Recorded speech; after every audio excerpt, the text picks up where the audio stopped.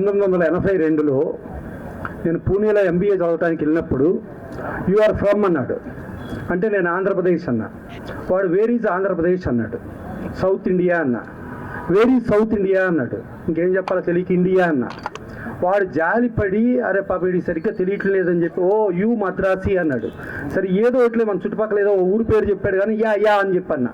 అలాంటి కర్మ నుంచి 1982లో తెలుగువాడి ఆత్మగౌరవ నినాదంతో 9 నెలల్లో పార్టీ పెట్టి అధికారంలోకి వచ్చి తెలుగువాడంటే ఏంటో ప్రపంచానికి తెలియజెప్పి తెలుగువాడి సత్తా, తెలుగువాడి పౌరుషం, తెలుగువాడి ఇది అంటే జనరల్గా తెలుగు వాళ్ళు ఏంటంటే ఏదో మనకి ఒక టైంలో రాజాజీ గారు అన్న అంట వీళ్ళు ఆరంభ స్వరత్వం వెళ్ళాలంటే వీళ్ళు ఏమీ చేయలేరండి అని.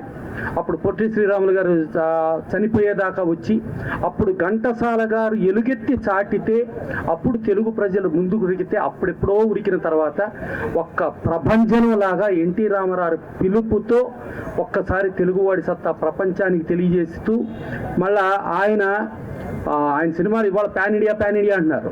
ఆయన 6వ సినిమా పాతాళ భైరవి అది తెలుగు, తమిళ, హిందీ పాన్ ఇండియా పెద్ద సూపర్ హిట్. హిందీలో కూడా 175 రోజులు ఆడిన సినిమా. అలాగే తెలుగులో సంతోషం అని చెప్పి, హిందీలో నయా ఆద్మీ అని చెప్పి అది మోర్ దెన్ 100 డేస్ ఆడింది బాంబేలో. దాని తర్వాత చండీరాణి తెలుగు, తమిళ, హిందీ అన్ని చోట్ల ఆడింది. ఆడిన తర్వాత సుందర్లాల్ మెహతా గారు నేను మీకు ₹1 కోటి రెమ్యునరేషన్ ఇస్తానండి, కృష్ణుడు వేషం మీరు హిందీలో ఇవ్వండి అని అంటే సారీ అండి నా సేవలో నేను ఓన్లీ తెలుగు వాళ్ళకి మాత్రమే పరిమితం, నేను బయటికి చెయ్యను అని చెప్పి ₹1 కోటి తిరస్కరించి కేవలం ₹10,000 ఆయన సినిమాల్లో యాక్ట్ చేశారు.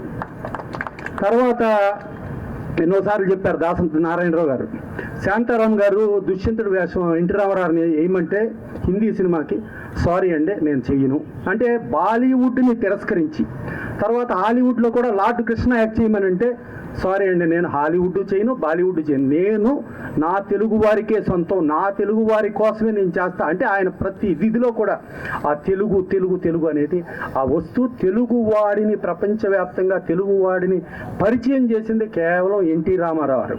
అలాంటి మహానుభావుడు మన హైదరాబాదు నడిబొట్టున ఎమ్మెల్యే క్వార్టర్స్లో తెలుగువాడి ఆత్మగౌరవ నినాదంతో మనకి 9 నెలల ప్రభుత్వం ఏర్పాటు చేసిన దానికి పార్టీ పెట్టింది ఎమ్మెల్యే క్వార్టర్స్.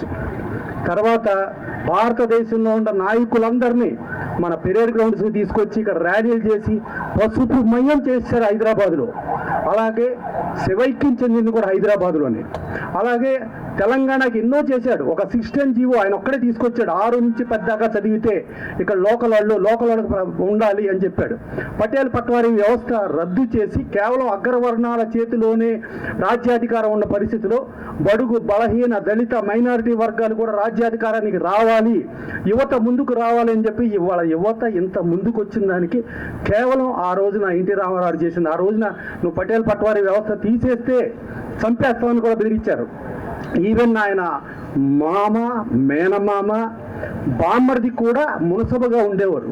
ఉన్నా కూడా వద్దు, నా ప్రజల కోసం, నా చుట్టాలకు వద్దు, ప్రజలు బాగుండాలి అని ఆయన ఎన్నో పథకాలు అంటే ₹50 కరెంట్ ఎంతైనా రైతులు వాడుకోండి అని, అలాగే నా తెలంగాణ బిడ్డలో జొన్నన్నం తినటం ఏంటి, ఒక రైస్ ఎందుకు తినకూడదు అని చెప్పి ₹2 కేజీ బియ్యం, అలా ఎన్నో పథకాలు. మళ్ళా పురుషులకు ఎందుకు ఆస్తి హక్కు, మహిళలకు ఎందుకు ఆస్తి హక్కు లేదు అని భారతదేశంలో ఏ రాష్ట్రంలో లేని విధంగా మహిళలకు ఆస్తి హక్కు పురుషులతో పాటు సమానంగా ఉండాలి. అలాగే అగ్రవర్ణాలతో పాటు దళితులు అందరూ కూడా రాజ్యాధికారం రావాలి అని ఇవన్నీ చెప్పింది. ఆయన్ని రాజకీయ నాయకుడిగా మనం అనలేం, ఆయన్ని సినీ నటుడిగా అనలేం, ఆయన్ని మనం సోషల్ రిఫార్మర్ అనాలి, ఒక సంఘ సంస్కర్త.